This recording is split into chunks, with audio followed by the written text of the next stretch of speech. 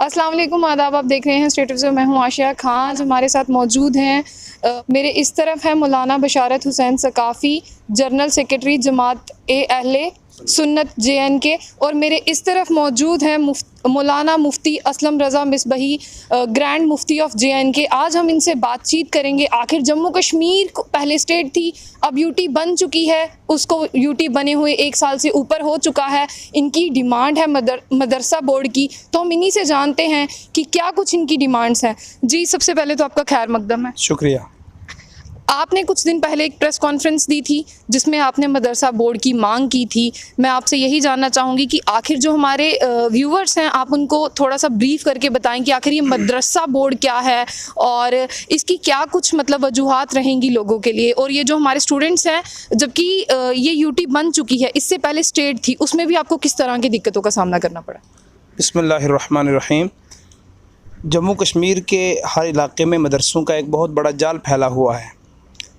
मदरसा board को लेकर के जो इस वक्त एक मूवमेंट पूरे जम्मू कश्मीर में पिछले 8-10 साल से चल रही है, इसका मकसद ये है कि हमारे हिंदुस्तान की अदर स्टेट्स के अंदर हर तकरीबन बहुत सारी रियासतों के अंदर मदरसा बोर्ड है, और उस मदरसा बोर्ड का मकसद और उसका तरीक़ाकार ये है कि गवर्नमेंट की तरफ से एक बोर्ड तश्कील दिया जाता है, जिस बोर्ड के थ्रू मदरसों को प्रॉपर तरीके से मॉनिटर भी किया जाता है और मदरसों के जो एजुकेशन सिस्टम है उसको गवर्नमेंट सतह पर तस्लीम किया जाता है। ये मदरसा बोर्ड का सिलसिला इस तरीके से होना चाहिए कि जिस तरीके से हमारे स्कूल की एजुकेशन को चलाने के लिए यहाँ पे Jammu and Kashmir school board of education है, उसके थ्रू यहाँ पे पूरा निज़ाम जो है वो एजुकेशन स्कूल एजुकेशन का चलता है। इसी तरीके से हम अपनी गवर्नमेंट से काफ़ी अरसे से ये डिमांड कर रहे हैं कि इसी तरीके का गवर्नमेंट सतह पर एक मदरसा बोर्ड तश्कील दिया जाए, और उस मदरसा बोर्ड के थ्रू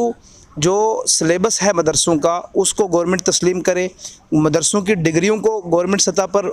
मान्यता मिले, और उसके साथ साथ में मदरसों के अंदर जो टीचर्स जो असातिज़ा पढ़ाते हैं उनको गवर्नमेंट की तरफ से वो तमाम सुविधाएं मिलें कि जो एक स्कूल के टीचर्स को मिलती हैं, क्योंकि मदरसे भी जो हैं वो एक एजुकेशन सिस्टम का एक पैटर्न है और एक ये भी एक पूरा एक निज़ाम है। लेकिन बदनसीबी से जम्मू कश्मीर के अंदर मदरसा बोर्ड ना होने की वजह से यहाँ पे मदरसों का सारा निज़ाम जो है वो कहीं ना कहीं बिखरा हुआ है, और गवर्नमेंट सतह पर उसके लिए कोई पॉलिसी आज तक नहीं बनी।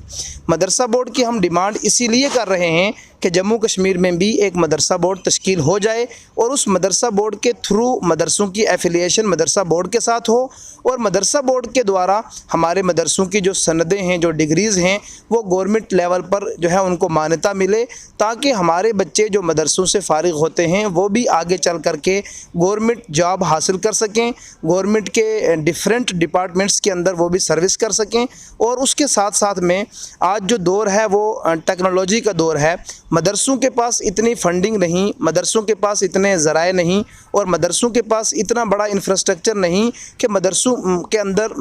मदरसों की जो मैनेजमेंट है वो मॉडर्न सब्जेक्ट को वहाँ पे अच्छे तरीके से इंट्रोड्यूस कर सके, क्योंकि मदरसे जो हैं वो पब्लिक की डोनेशन से चलते हैं, और पब्लिक की डोनेशन बमुश्किल तमाम मदरसों के जो बच्चों का रहना सहना खाना पीना है और टीचर्स की सैलरी है वो मुश्किल से पूरी होती है। उसके वजह से जो है इस कारण से मदरसे इस एलिजिबल नहीं हैं पब्लिक की डोनेशन को लेकर के कि मदरसे अपने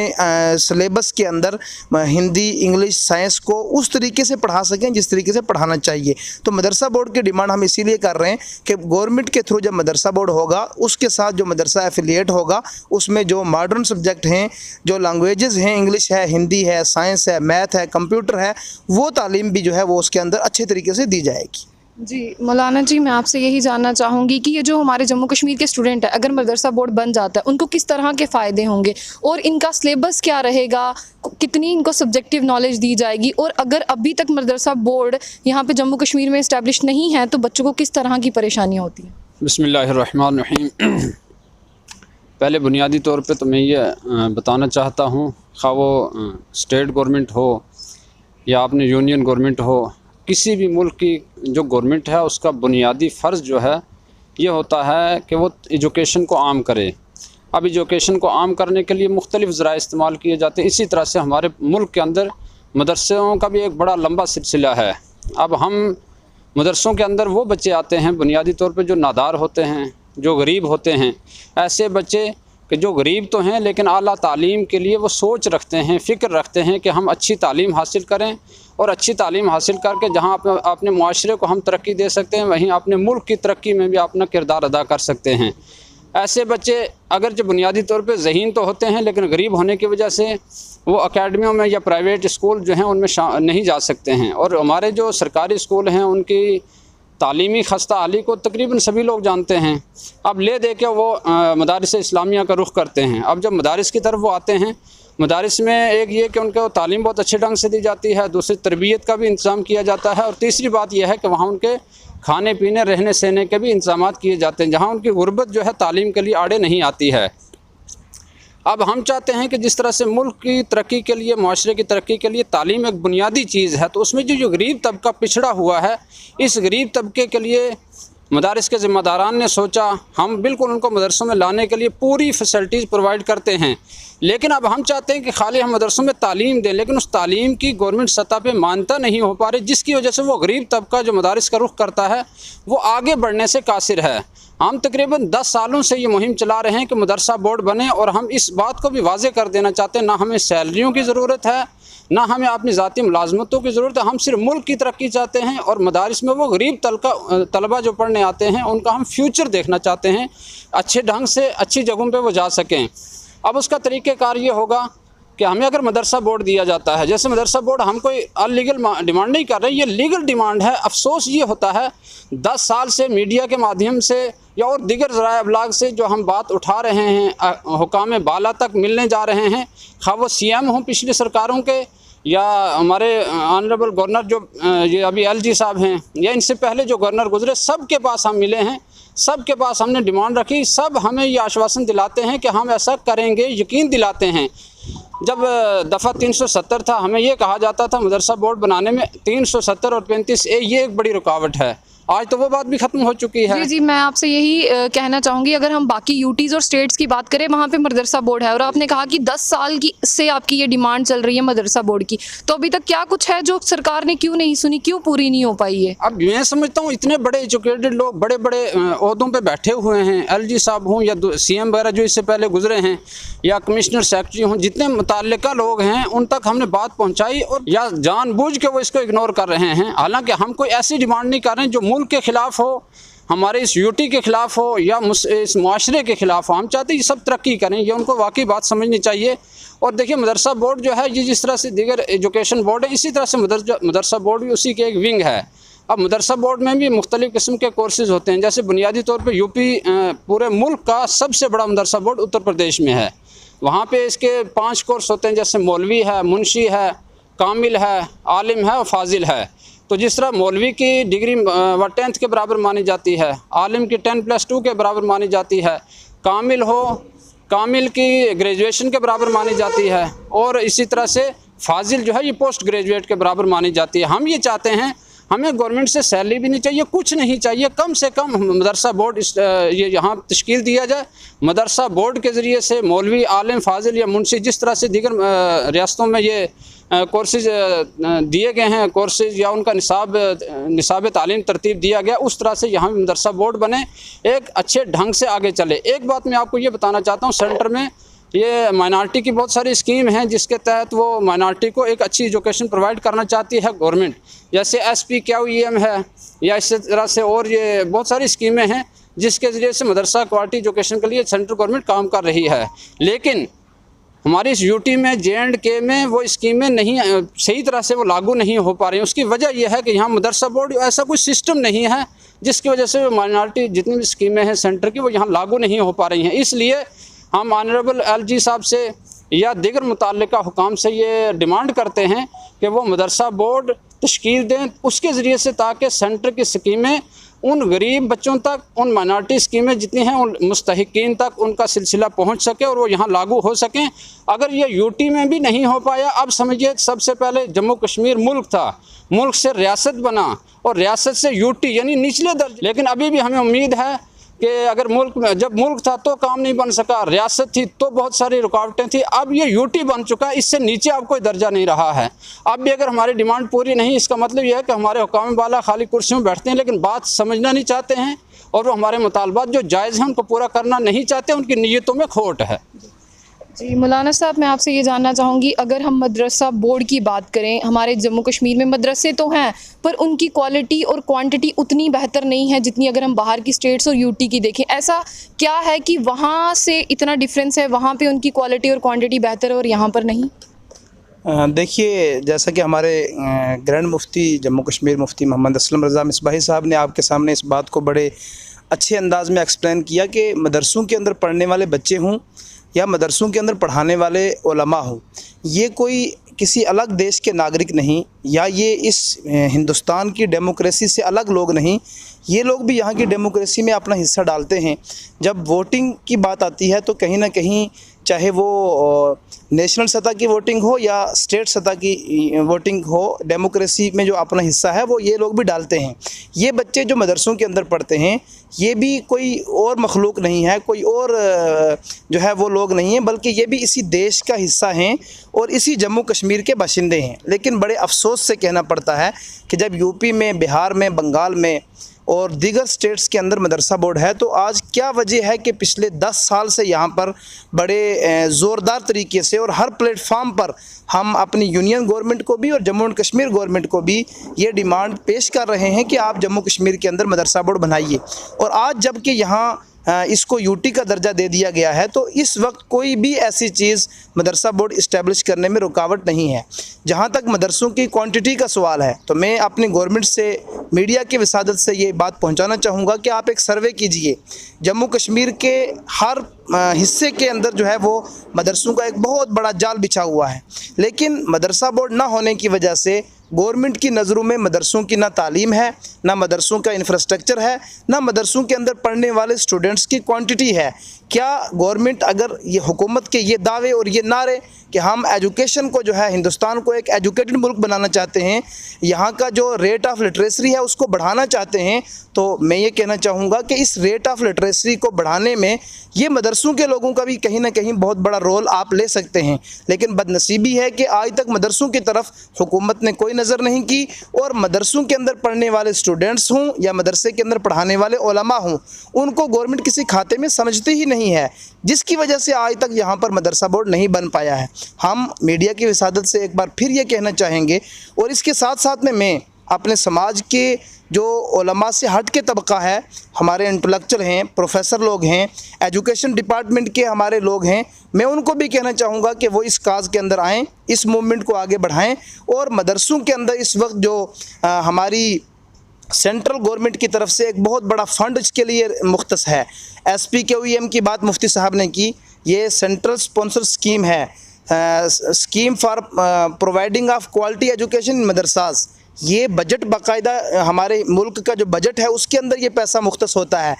हिंदुस्तान की हर रियासत के अंदर ये पैसा माइनॉरिटी की डेवलपमेंट के लिए, एजुकेशन के लिए दिया जाता है SPQEM के अंदर के तहत। SPQEM जो स्कीम है इसके तहत जम्मू कश्मीर में भी ये पैसा हर साल आता है, लेकिन बदनसीबी से यहाँ कोई ढांचा ना होने की वजह से, गवर्नमेंट लेवल पर मदरसा बोर्ड ना होने की वजह से ये पैसा एजुकेशन डिपार्टमेंट के थ्रू यूटिलाइज़ किया जाता है और वो मदरसे कि जो किसी खाते ही में नहीं सिर्फ कागज़ों में हैं उनको ये पैसा मिल रहा है। लेकिन जो मदरसे काम कर रहे हैं जहाँ पे 500, 1000 बच्चे, 200 बच्चे, 300 बच्चे जो है वो एजुकेशन हासिल कर रहे हैं, वो उन मदरसों को पता भी नहीं कि ये पैसा कब आता है और कहाँ चला जाता है। इसकी वजह यह है कि जम्मू कश्मीर गवर्नमेंट के पास SPQEM हो या माइनॉरिटी अफेयर्स डिपार्टमेंट हो, उसकी तरफ से आने वाले पैसे को यूटिलाइज़ करने के लिए ढांचा ही नहीं, और वो ढांचा सिर्फ़ और सिर्फ मदरसा बोर्ड है। इसलिए हम ये डिमांड फिर एक मरतबा अपने honourable LG union territory of Jammu and Kashmir से करना चाहते हैं कि आप इस वक्त हैं, आपके हाथ में ये इस वक्त जम्मू कश्मीर की पूरी एडमिनिस्ट्रेशन है और इस वक्त दिल्ली के अंदर भी आपकी गवर्नमेंट है। Honourable prime minister of India तक आप हमारी इस बात को पहुंचाएं और जम्मू कश्मीर के अंदर मदरसा बोर्ड इस्टेब्लिश हो, ताकि सेंट्रल गवर्नमेंट की तरफ से आने वाला पैसा दरम बरम भी ना हो। और उसके साथ साथ में जैसे कि मुफ्ती साहब ने कहा कि हमारा मुतालबा सिर्फ पैसे का नहीं, वो तो आप दे रहे हैं मदरसों के लिए, लेकिन जम्मू कश्मीर के हकदार मदरसों तक, जो मदरसे इस चीज़ के डिज़र्विंग करते हैं, उन तक नहीं पहुँच रहा है। इसको ठीक तरीके से सही ढंग से यूटिलाइजेशन के लिए आपको मदरसा बोर्ड तश्कील देना होगा। और उसके साथ साथ में ये हज़ारों बच्चों के फ्यूचर का मसला है, जिसको आप कहीं सीरियस लेंगे, मदरसा बोर्ड बन जाएगा तो ये सारी परेशानियाँ जो है वो दूर हो जाएंगी। जी मौलाना जी, मेरा आपसे यही सवाल रहेगा, अगर मदरसा बोर्ड इस्टेब्लिश हो जाता है, इसकी मांग मान ली जाती है, तो क्या इसके जो दरवाजे हैं वो सब धर्मों के लिए खुल जाएंगे, जैसे हिंदू, मुस्लिम, सिख, ईसाई? जब मदरसा बोर्ड बनेगा उसके कुछ उसूल ज़ाब्ते होंगे, उन उसूल ज़ाब्तों में देखा जाएगा। चूँकि हम तो डिमांड कर रहे हैं ना, इसका पूरी तश्कील देनी ये तो गवर्नमेंट का काम है। हम तो यही कहेंगे, एजुकेशन एक बुनियादी हक़ है, हर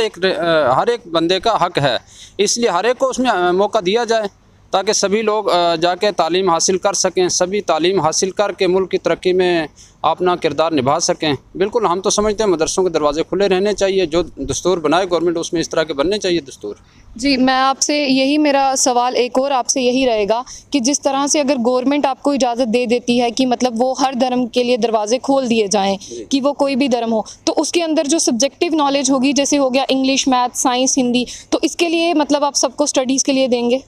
देखिए, मदरसा बोर्ड में मुकम्मल तौर पे सारे के सारे सब्जेक्ट तो पढ़ाना एक दुश्वार है, चूँकि उसमें मदरसा जब लफ्ज़ सामने लगाया है, इसका एक धर्म से और एक रिलीजियस एजुकेशन से इसका ताल्लुक़ ज़ाहिर हो जाता है इस लफ्ज़ से ही। तो हम नहीं समझते इसका जो निसाब तालीम सिलेबस वगैरह तय होगा उसमें सारे तो नहीं आ पाएंगे। बहरहाल फिर भी आप वक्त के तकाज़ों को देखते हुए इंग्लिश है, मैथ है, साइंस है, ये चीज़ें तो लाजमी रखी जाएंगी और ये बहुत सारे मदारिस में इस वक्त इनका इंतज़ाम किया भी गया है। जी, एक वर्ड है सूफ़ीज़म, मैं चाहूँगी जो हमारे देखने वाले व्यूअर्स हैं, आप इनको एलैबोरेट करके बताएं आखिर सूफ़ीज़म वर्ड का मतलब क्या है? सूफ़ीज़म का मतलब है अमन, सूफ़ीज़म का मतलब है शांति, भाईचारा, प्यार। और इस्लाम के जो प्रिंसिपल्स हैं उनमें सबसे बुनियादी चीज़ जो है वो अमन है। अगर इस्लाम वर्ड पे आप गौर करेंगे, इस पे इसकी मीनिंग को अगर आप खोजेंगे, तो इस्लाम का मतलब ही है अमन, शांति। और सूफ़ीज़म जो है ये कोई नई चीज़ नहीं है, ये कोई जो है ये कोई नया स्कूल ऑफ थॉट नहीं है, बल्कि इस्लाम का जो एक दर्स है अमन शांति का, वही है। इसी सूफ़ीज़म को पूरी दुनिया में, बिलखुसूस हमारे हिंदुस्तान के अंदर जो हमारे औलिया हैं, सूफ़ी हैं, सूफ़ी संत लोग हैं, उन्होंने इसको प्रमोट किया है। और उनके आप मज़ारात पे आज भी जा कर के देख सकते हैं, उनकी दरगाहों पे देख सकते हैं कि वहाँ पर किसी किस्म का भेदभाव और किसी किस्म की जो है वो दूरियां नहीं हैं। वो उनके दरवाज़े हर इंसानियत की बुनियाद पर हर मज़हब के मानने वालों के लिए खुले हैं, और यही सूफ़ीज़म है। आज इस वक्त जो है सारी दुनिया दहशत गर्दी से जूझ रही है, हर जगह पर दहशत गर्दी का एक जो है वो एक दराज सिलसिला चल पड़ा है। और मदरसों को कहीं ना कहीं वो लोग जो मदरसों की हकीकत से वाकिफ़ नहीं, वो लोग जो मदरसों के जो है मेन एम और ऑब्जेक्टिव को नहीं जानते हैं, वो मदरसों में पढ़ने और पढ़ाने वाले लोगों को दाढ़ी और टोपी की बुनियाद पर निशाना बना करके मदरसों को दहशत गर्दी का अड्डा गर्दान रहे हैं।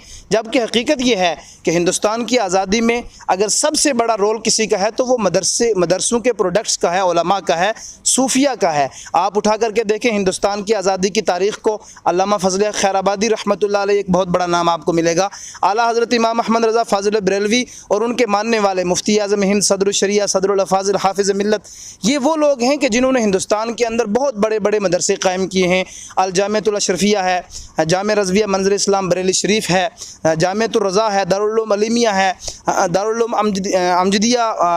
अमजदिया है मऊ के अंदर, उसके अलावा जामिया अलीमिया है यूपी के अंदर। ये वो बड़े मदरसे हैं कि जिन लोगों ने इन मदरसों को कायम किया, और ये वो लोग हैं कि जिन्होंने ख़ुद भी और इनके असलाफ़ और उनके बुज़ुर्गों ने भी हिंदुस्तान की आज़ादी में अपनी जानों का नजराना भी दिया। आज बड़े अफसोस से हम मीडिया के माध्यम से बात बड़े ज़ोर से कहना चाहेंगे कि आज कहीं ना कहीं हमारे समाज में, हिंदुस्तान में ऐसे कुछ लोग जो है वो जन्म ले चुके हैं कि जो बिला किसी वजह के मुल्क में इंतशार, इफ्तराक और मुल्क के अंदर एक जहर की फ़िज़ा घोलने के लिए मदरसों को बदनाम कर रहे हैं। मदरसे के अंदर पढ़ने और पढ़ाने वाले लोगों को दहशतगर्दी, मिलिटेंसी और न जाने किन किन लक़ब से याद करना चाहते हैं। हम उनको दावत देते हैं, आइए मदरसों को देखिए, मदरसों की एजुकेशन को देखिए, मदरसों के सिलेबस को देखिए। इसीलिए हम अपनी यूनियन गवर्नमेंट से, यूटी गवर्नमेंट के माध्यम से ये अपील करते हैं कि आप जम्मू कश्मीर के अंदर भी और मदरसा बोर्ड बनाइए और सेंट्रल मदरसा बोर्ड भी आप जो है वो कायम कीजिए, ताकि पूरे हिंदुस्तान के मदरसों पर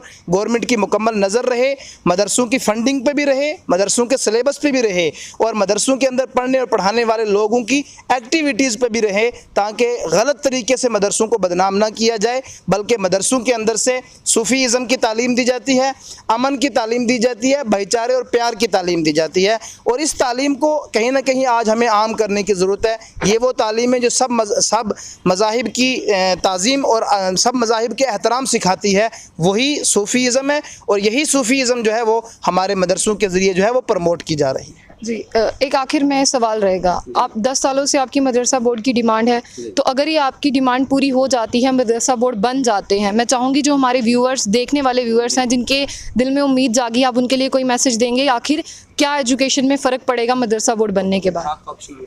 मैं ये जितने जो मदरसा बोर्ड अगर बन जाता है, मदरसा बोर्ड जैसे दीगर रियासतों में है, वहाँ जो एफिलेट होना चाहता है वो हो सकता है और जो एफिलेट नहीं होना चाहता वो नहीं हो सकता है। ये इख्तियारी सिलसिले, एफिलेशन जो है ये इख्तियारी है।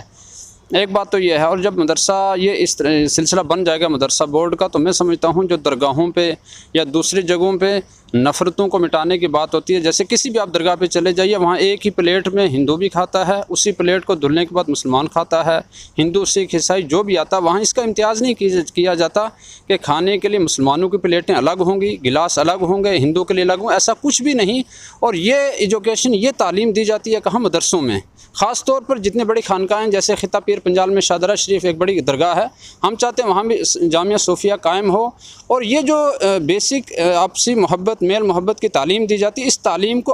फ़रोग दिया जाए। तालीम ऑलरेडी हो रही है मदरसों में, सिर्फ जब इसका मदरसा बोर्ड की शक्ल में एक ढांचा बन जाएगा तो ये तालीम बहुत आम होगी। हिंदुस्तान में जो नफ़रतें हैं या दूसरी जगहों में माशरों में नफ़रतें पाई जाती हैं, उन नफ़रतों को, भेदभाव को ख़त्म, जड़ से उखाड़ दिया जाएगा। जब नफ़रतें ख़त्म हो जाएंगी, इंशाअल्लाह मुल्क के अंदर अमन व सलामती, भाईचारा इस तरह से कायम होगा कि खाली लफ्ज़ों तक नहीं रहेगा, ज़बान तक नहीं रहेगा, अमली तौर पे प्रैक्टिकली लोगों के सामने इसके असरात नज़र आएंगे। और जब मेल मोहब्बत होता है, भाईचारा होता है, तो यकीनन वो मुल्क भी और वो माशरा भी बहुत आगे चला जाता है, बहुत तरक्की कर जाता है। जी शुक्रिया, आज हमसे ख़ास बातचीत करने के लिए। ये थे मुफ्ती असलम रज़ा मिसबही और यहाँ पर थे मुफ्ती बशारत हुसैन सकाफ़ी। आज हमने इनसे ख़ास बातचीत की जो मदरसा बोर्ड की मांग है, जो 10 सालों से मांग चल रही है उसके लिए। और इन्होंने ये भी कहा कि सेंटर के मदरसा भी ओपन होने चाहिए। अगर जब तक ये नहीं होंगे तब तक बच्चों का फ्यूचर डार्क में ही रहेगा। तो इनकी ये मांग है जो हमारे गवर्नर साहब तक पहुँचे और ये जल्दी से जल्द पूरी हो, इनकी यही अपील है। तो ऐसी ही और भी खबरों के लिए जुड़े रहिए स्टेट ऑब्जर्वर के साथ।